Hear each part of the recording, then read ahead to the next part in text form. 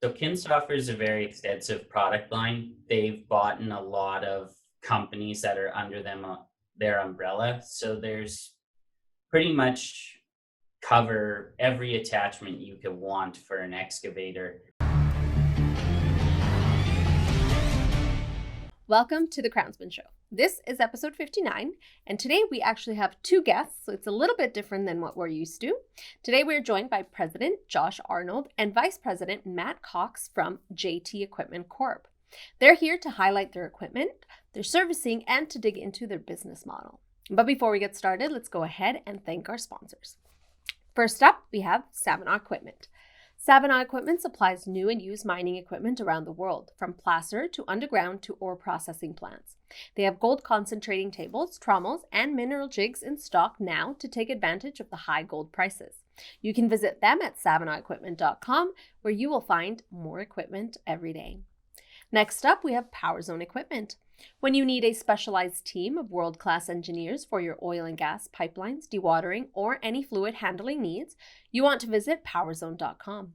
In addition to their inventory of rebuilt pumps, motors, engines, they also have an amazing team to design and engineer your systems no matter the challenge, no matter the location.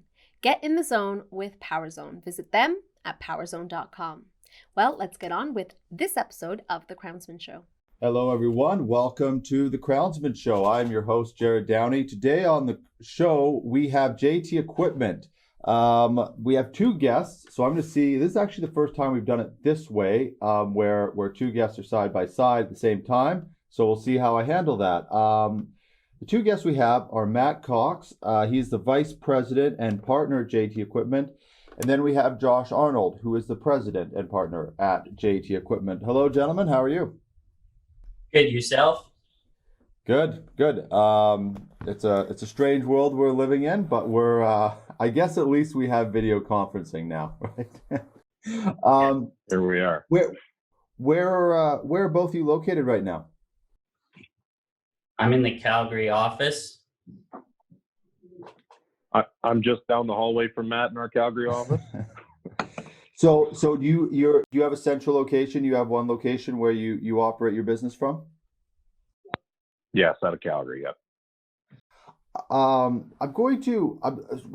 Obviously that we haven't done a lot of these side by side. So what I'm going to do is throughout the interview, I'm going to try to sort of direct one to the other.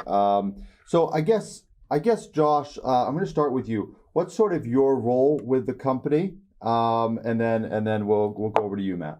So I look after the financial end of the business and kind of the overseer for our service department.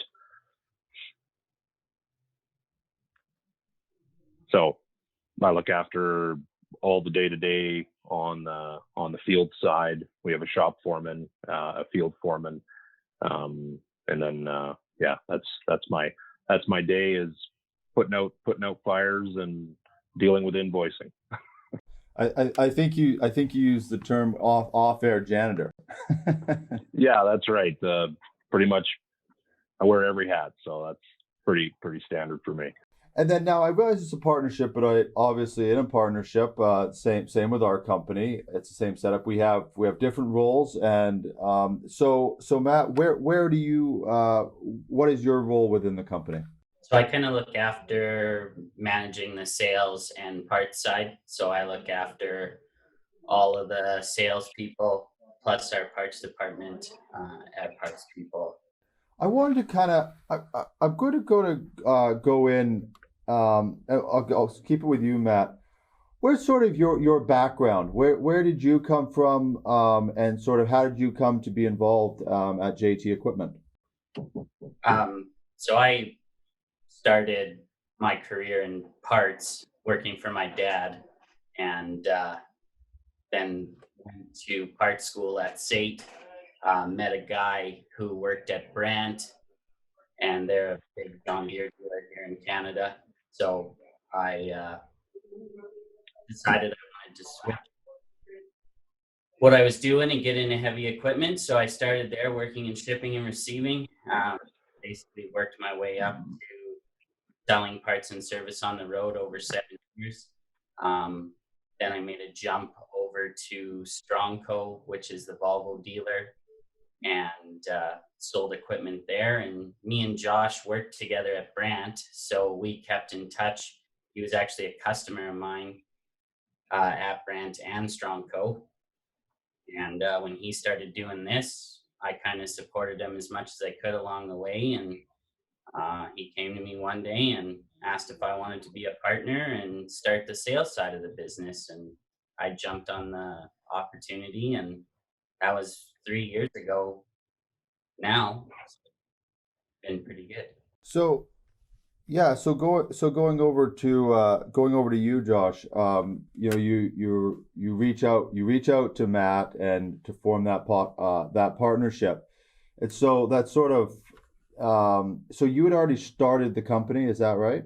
Yeah. So there's myself and one other partner who had originally started the operation out of Brooks, small town southeast of here. And I had known him for years, and it was more of a mom and pop shop type setup. And when I came on board, I had a vision of making it a fairly big operation. I don't think I ever would have thought it would have snowballed quite like this, but that's good. So it's been going really well. But yeah, we started out, and the growth was so fast, and I mean, I just saw there was so much opportunity on the equipment side, and to get into selling and renting equipment that me and Matt were working closely together before he came on as a partner, so it was only natural that he became a full-on part of the team. Through our conversation, we spoke a couple times leading up to this interview, and through the conversation, that word partnership seems to there's a talking point where it comes up in companies, but then in your case, when I've been communicating back and forth, it seems like it pops its head up everywhere in the conversations. So I wanted to know, so how do you approach that partnership? And it's a two-part question. So first, let's go in, Josh. If you could just go the scope of what JT Equipment does. But then also, how do you sort of the business philosophy that JT Equipment brings, JT Equipment being obviously the leadership team, brings to the table? So I think our primary lines of business are, the foundation of the business, and we've always said it, services foundation. I mean, that's a pretty generic term, but for us, it's on another level for how we look at customer service. So communication, I guess, is I meant to say how we look at communication with our customers. When we enter in a relationship with our customers, they're almost like a partnership to us with our customers. We're heavily invested in their business. We become integral to our customer. That's our ideal kind of client, where we have the ability to get entrenched in their business and help them really offer value where the dealership kind of falls short, and the small guy doesn't really have the capacity to come to the table.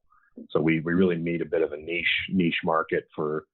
I really think all of Alberta, there isn't a lot of service providers that hit that middle ground.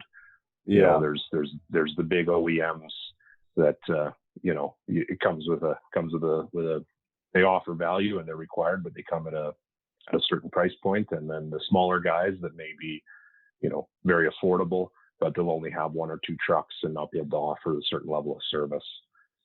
And then, getting back to communication, that's where we really knock it out of the park, just being relentlessly on top of our customers' problems. Did you do you sort of take it from you've both worked for larger companies, so I'm going to start over. I'll keep it with you for a moment. What is the key takeaway that you had from working for those larger companies? And I'm going to put the same question to you, Matt, because it is a partnership. So you obviously got to bring different experiences to the table, and get on the same page for values. So Josh, let's start with you. What did you bring from the other company? And then the same question over to you, Matt. I think I've come from, big and small. It's been a great.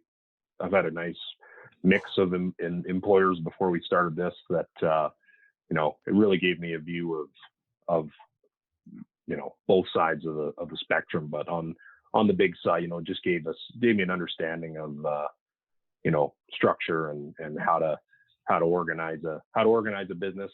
But at the same time, seeing where the downfalls were, how maybe not to deal with your clients, if that makes sense. And I'm just going to quickly add to that. So that is especially in your business on the companies that fall into that smaller side where just they're not buying 30 machines. They're not needing service continuously. They're more of a specialized and sort of as they need it. Is that a lot of where you fall into? I think that's our primary customer, is that 5 to 50, maybe 100 pieces of gear. They're our prime client. But I mean, we still do a lot of work for the bigger guys, the big construction outfits in town that got, that have 250, 300 pieces of gear. But we're more of a support mechanism for us because for them, because they already have their own infrastructure. Where we really offer value as a company that do not have that internal equipment infrastructure. So we kind of bring a totally different perspective than a dealer. Yeah. Same with Matt. So your approach coming in when you started, from what you said, you got approached to be a partner. You'd done work with each other before, so you knew sort of the person you were getting into business with. But what did you bring to the table in your mind from the experience you had? Pretty much, I brought on basically the cold calling aspect of the business, to where before it was Josh was doing work out of referrals and just gaining customers organically, where I went and got the clients and brought them to us. I spent 7 years calling on customers in Southern Alberta, so I had a pretty extensive client list, and I knew of quite a few of them that could benefit from having another option other than just phoning the dealership that they buy the piece of equipment from. Like Josh said, a lot of our really good customers don't have equipment division internally, so we kind of fill that void where they don't need to hire mechanics and equipment managers. We offer that value to them. I don't want to. It's I've done the cold calling. It's not, and I see I see why you were brought in to bring that, because it is not. If someone's good at it, it's absolutely amazing. It is an absolutely horrible thing to have to do if you're not good at it. I agree. So, yeah, no, I can see you smiling on the camera. So I want to, and a lot of, we actually, funny enough, I realized as you were giving that answer, we haven't actually talked about it a lot on the show. It's just that having to get someone to talk to you is very difficult. How do you approach it? And how much of it is just your natural personality, or is it skills that you've developed over the last few years to be able to communicate value, just to be able to keep someone on the phone? I mean, to be able to set up that next call, all those things that go into it. How have you developed that? Well, before the basically pandemic started, cold calling is very hard to do on the phone, super impersonal. So I prefer driving around, stopping in on customers. Sometimes you can't get in, but at least that way you can try to see somebody. I always say it's important in every aspect, like no matter what you're doing, like if you're selling equipment, you should probably know more than the person in the company buying the equipment. So whether or not I got to see the decision maker when I was there, maybe I'd get to see the shop foreman, maybe I would just talk to the receptionist. But you get that initial relationship, and then maybe someone internally is now telling the decision maker, hey, you should reach out to Matt and see what they have to offer. It's a lot easier than me doing it. So that's kind of what I prefer. Cold calling on the phone is very easy to get the no answer, but if you're there in person and you have something that you believe in, you can usually get your point across quick enough where they'll engage. Do you, when you said knowledge of the equipment, and I think that is the key. I mean, I've had salespeople call. We get it for like production stuff, or we get it for marketing stuff. And so, I mean, I'll take a few minutes. You know, I realize people are trying to make a living. So if someone's reasonable on the phone, I'll take a few minutes. But quite often, I'll get into a conversation and realize they really don't know. I'm talking to the wrong person. They can't help me. So what kind of, when you come in, let's actually, Matt, let's go into what your role is with the company a little bit more, but get a little bit more specific on the sales side, because you're handling the equipment sales and the attachments and the parts. There's a lot of moving pieces, right? That's your department. That's right? Yeah, so I look after the people that are down actively out selling. I'm not on the road nearly as much anymore. I have two employees that are out on the road. Each of them looked after a different aspect of that, but I've made it to the point where I start something and get it to the point where I can't handle the workload anymore, and then we put someone in that spot so they can kind of hit the ground running. They don't have to start from nothing. So let's go into your product lines, because you're not you're selling. Actually, I want to separate out. You sell some new items and used. Can you go into? I was on your website last night going through some of your inventory. So what is it, primarily new or used? Where does it sort of land percentage wise?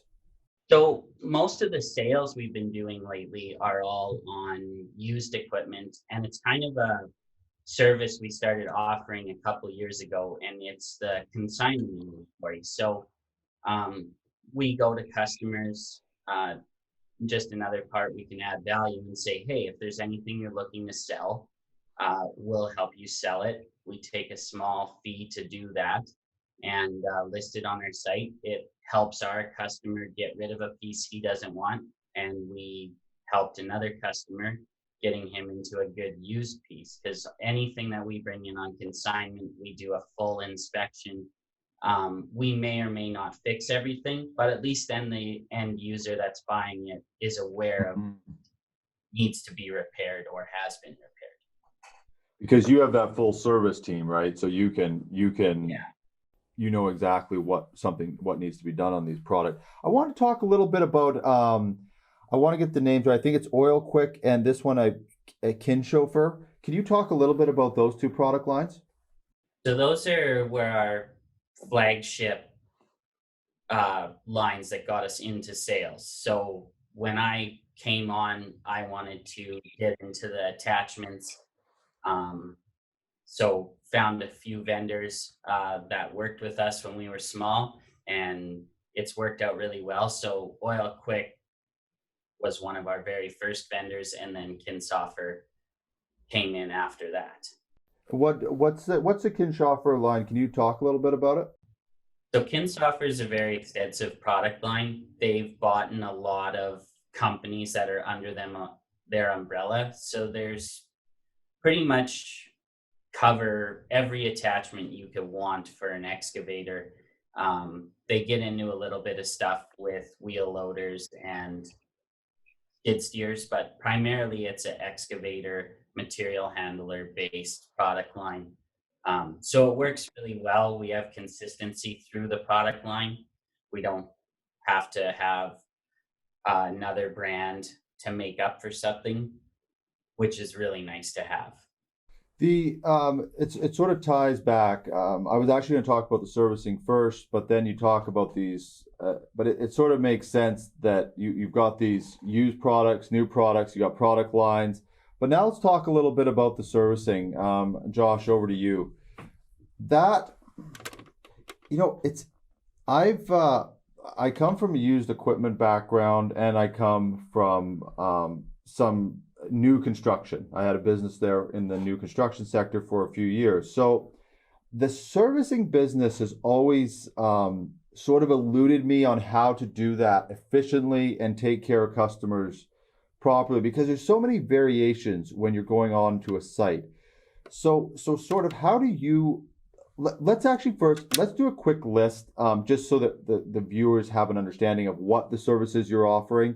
But then I want to move into talking about how to do it efficiently. Obviously, you're a company, you have to make money, but you have to make sure that the customers are well taken care of.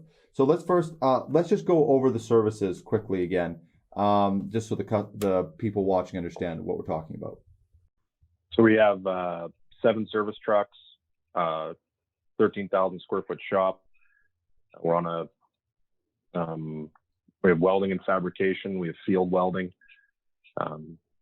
Yeah, I mean, that pretty much covers the gamut for equipment. So, but for me, when it comes to, you know, how to be efficient at that, I mean, it just comes back to communication, and that's what it is.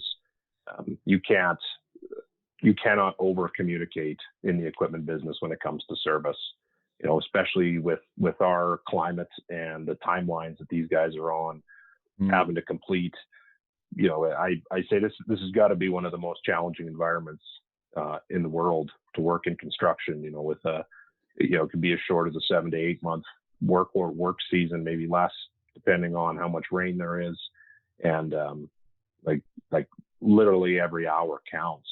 So when you think of it that way, and you put yourself in your customer's shoes to how important their schedule is, you know, you realize that communicating is everything. You know, the techs know, they call the customers when they leave the shop. They know they communicate clearly with them when they're there. They always communicate when they're done the job. When they get back, you know, there's always follow up. There's follow up from me. There's follow up from our foremen in the back. You know, if we see something out of place on a job, we always try to make sure that we're, you know, minimizing their downtime and they're fully in the loop on what's going on.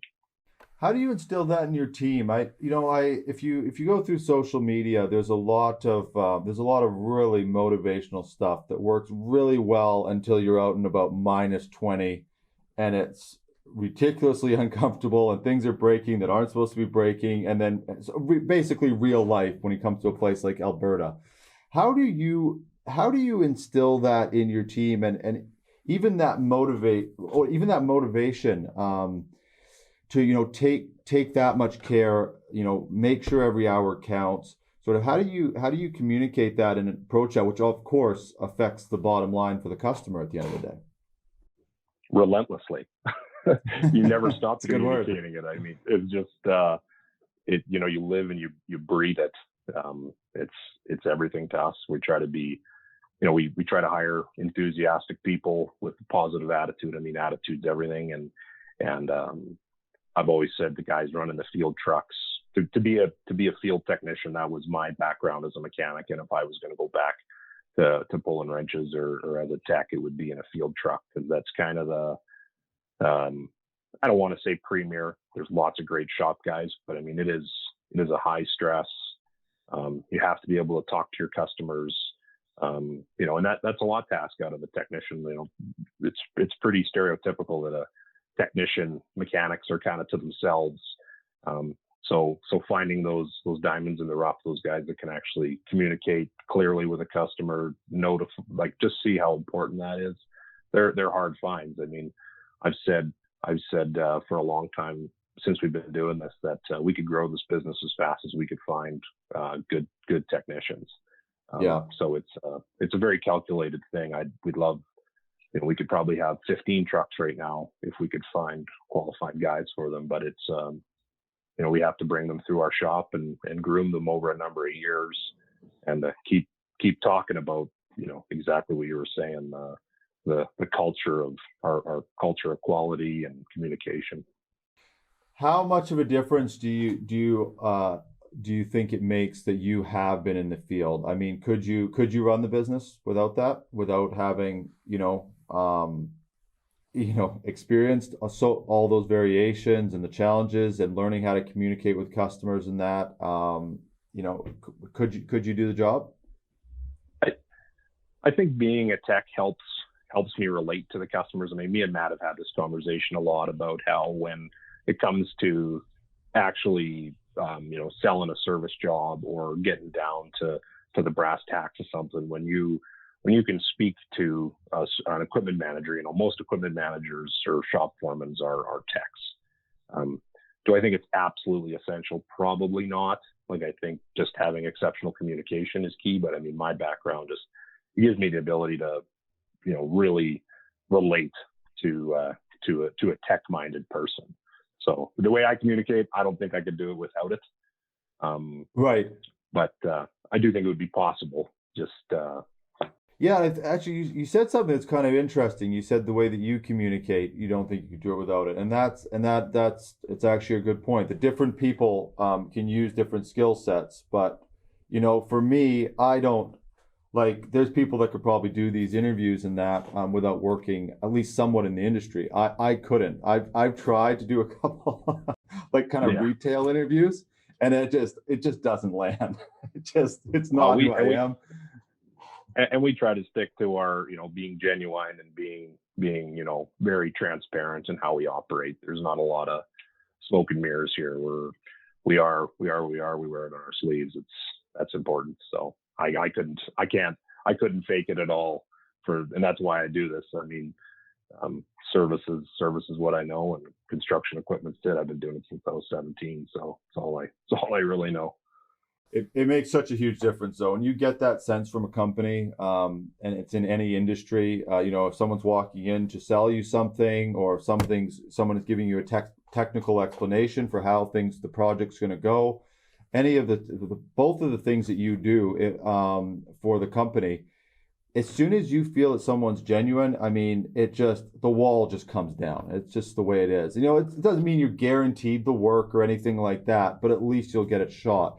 And I wanted to go into something that, because you have the different parts, so you've got Matt, you're out there going and selling and securing work. And then Josh, you've got, you're sort of keeping everything going and the service side and all this sort of stuff.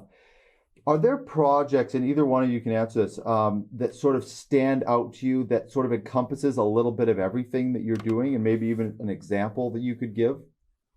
Yeah, for sure. The sales side, a lot of the times, bring all of the departments together, especially on the attachment side, because the attachment usually requires some sort of setup, something to be fabricated. So an example of something we did this year that was pretty cool is we sold the largest Oil Quick coupler that they make, and it was the first one in Canada, and that one brought everybody together. So sales guy Adam, he looks after all our attachments. He sold the coupler to a contractor in town.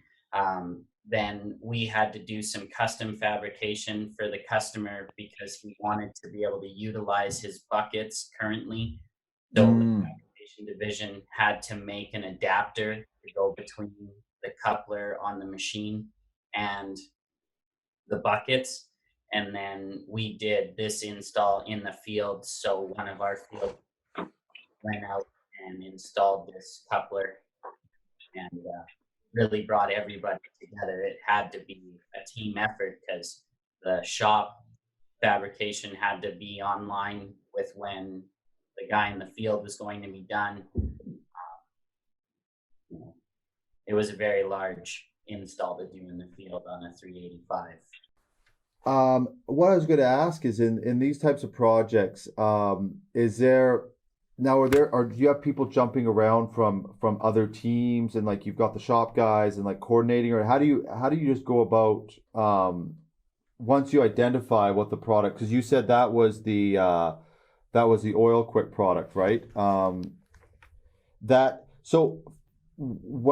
do you sort of communicate and bring all that project, something like that, together, especially when it's a larger than maybe something like it's the biggest one they sell and all that sort of stuff? How do you sort of approach it? That's all the communication between myself and Josh. So I would tell Josh that we've sold this, the delivery time's going to be this. We're going to have a tech lined up. And then kind of once the initial sale's done, everything else gets handed over to Josh, and he coordinates getting the work completed. So he'll be in contact with the customer, finding out when the machine's going to be available, then dispatch a field tech out to it, and then dispatch the job to the welding department.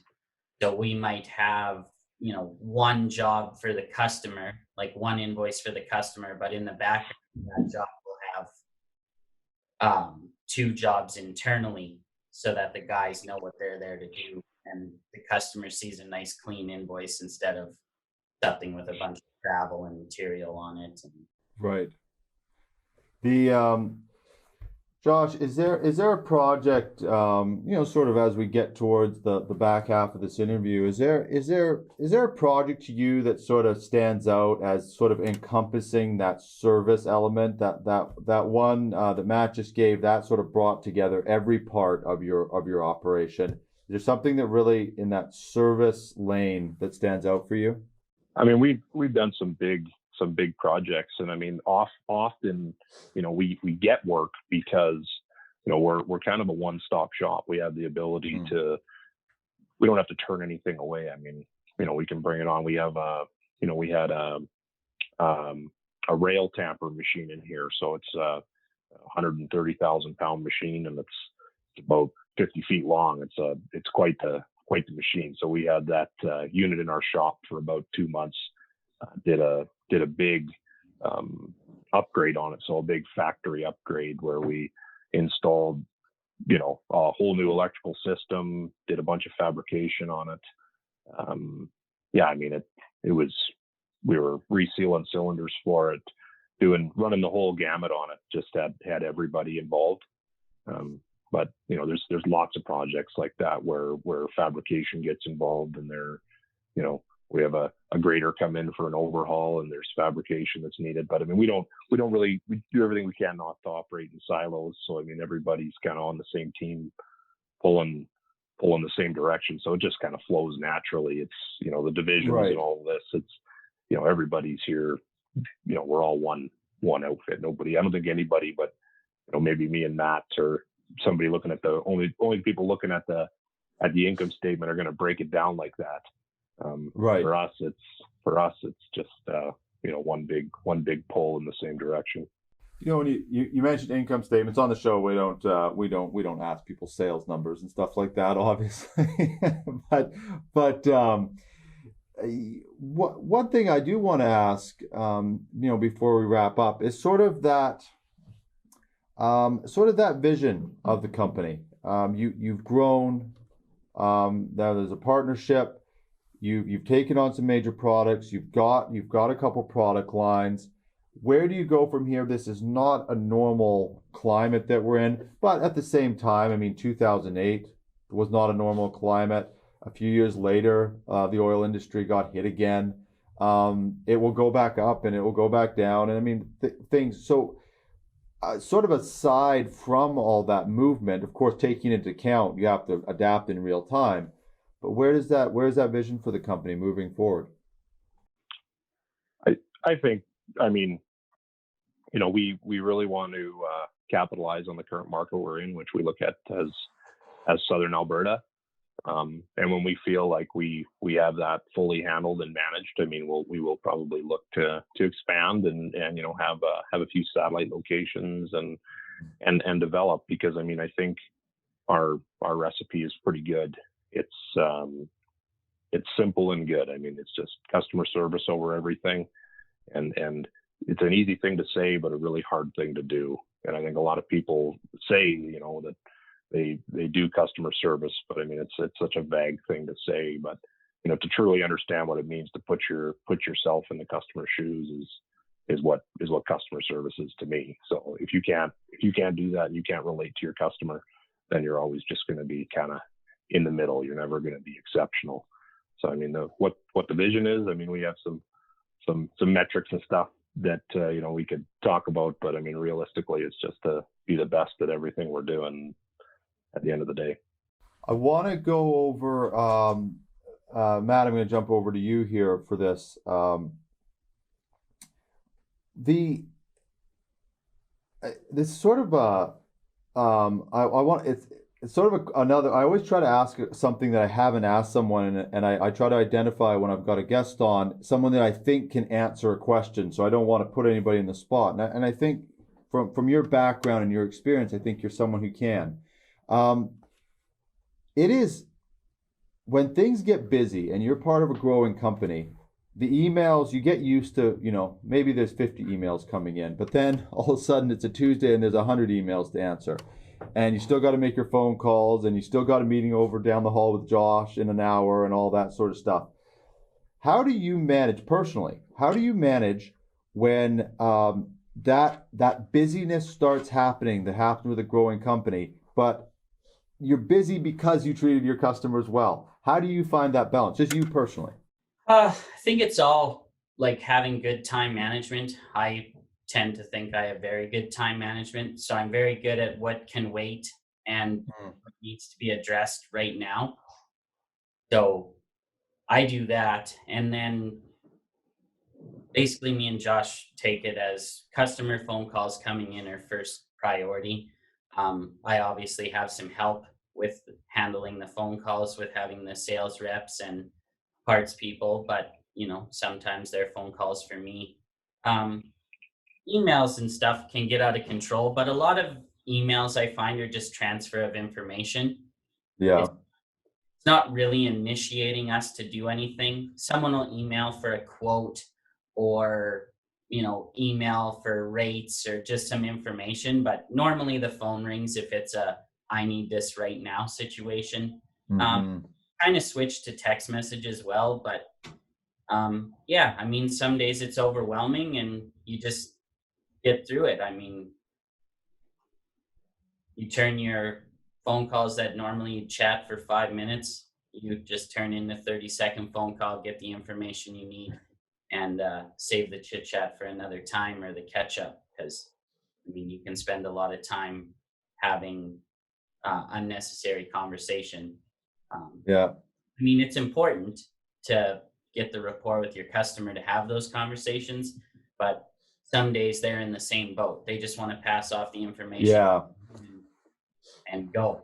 So Yeah, that's another skill is getting, you can tell a customer's in a rush, not finding a way to get the information quickly so you can let them go. I remember it's a funny example, but I actually learned it from watching when I was a kid. There was a pastor, and he would go through the crowd and he would make everybody, but he would just, it was like a ghost. He'd just float through everybody, say hi to, I mean, it was a huge church, and he would just float right through them. But people thought, but he would make eye contact, shake everybody's hand. And it's a real skill to be able to, like you said, take a 5-minute conversation and compress it down to 30 seconds and make someone still feel like they're being taken care of. And Josh, I'm going to throw the last question over to you. You started the company, and this is always an interesting question because it's what is different. What did you expect it to be? And maybe it is what you expected it to be from your previous experience. What did you expect it to be? And then what is the reality of it now that you've been around, you've got this customer base, you've got new customers coming in, you've got product lines, you've got technicians out in the field, all these things that you've done with the company. How do you what's different than what you expected it to be? The biggest surprise, if you will. Well, I guess it's just, I have a lot more confidence in what I can achieve now. I never would have thought that it would have done this, from being a small mom and pop shop, when I got involved, because from that, I don't think it would have achieved this in 5 years. I mean, now looking at it, I think it could achieve amazing things in the next 5 years. I have a totally different view of it. But then, I think I would have been happy if I was maybe coming out of a service truck and had 2 or 3 guys working with me. But we have almost 30 employees, and it's full steam ahead. So, I don't even really look at it that way now. I mean, when you're in the machine, like when you call a company a machine when you're in it, and Yeah. it's the day to day. I mean, you're fully committed to it, and it's taxing at times, but it's super rewarding. It's rewarding on a really good level when things go well. Yeah, when things go well, and when you have good people around when there's challenges, because the challenges certainly do come. I want to thank you both for coming on the show. It's a bit of a different setup with, even for me, trying to having the things that I wanted to talk about and trying to get it from both of you. The one thing that I will say from talking to both of you, and I said this off the air too, is I was in a group, sort of a business group that I'm no longer a part of. And the gentleman that was running it, he said, essentially never go into a partnership with somebody. And I thought that was pretty much the beginning of the end for me, because I thought that's the most ridiculous thing I've ever heard.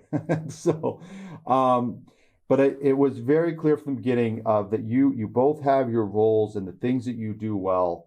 And just the way that you communicate, it's a little bit different when we're in this setup, but off the air, it's very clear, and it's not some companies you look at them and you're trying to figure out are they doing well, how are they going to do, but it's pretty clear you've got a very successful operation and a good team around you to do it. So thank you both for coming on the show. I hope it wasn't too painful trying to balance the interview out, and I think we covered some good information.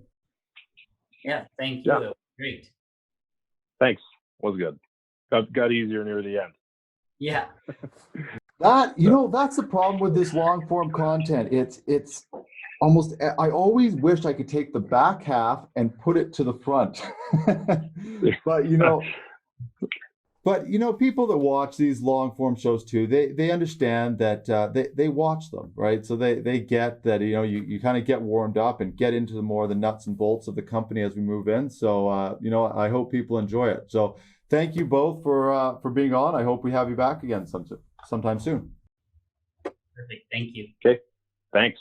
Thank you everybody for watching. That's one of those interviews. I think there was probably topics that we could have added on in their operation stuff. They've got a lot of good things going on at JT Equipment. I hope you enjoyed the interview, and please send us recommendations for the next guest. Keep watching The Crownsman Show. Thank you very much to our sponsors, and thank you very much to Josh and Matt for joining us today. See you on the next episode of The Crownsman Show.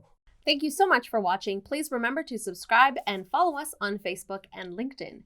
If you would like to be a guest on the show or know someone that should be a guest, please email us info@crownsman.com. Again, thank you so much for watching, and thank you to all of our sponsors. We will see you on the next episode.